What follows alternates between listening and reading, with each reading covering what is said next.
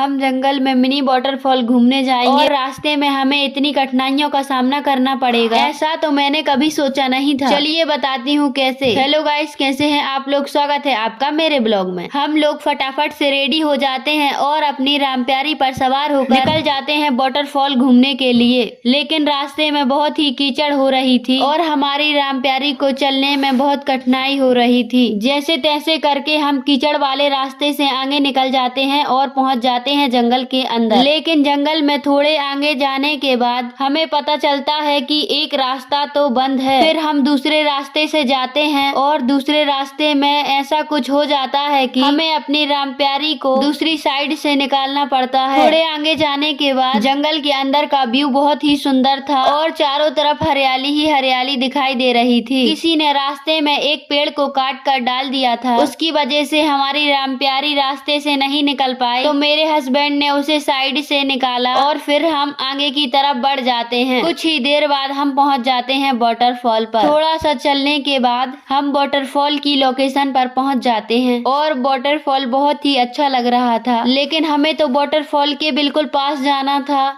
और वाटरफॉल के पास जाने का कोई रास्ता नहीं था। फिर भी हम पत्थरों और झाड़ियों के बीच में से निकलकर वाटरफॉल के पास पहुंच जाते हैं।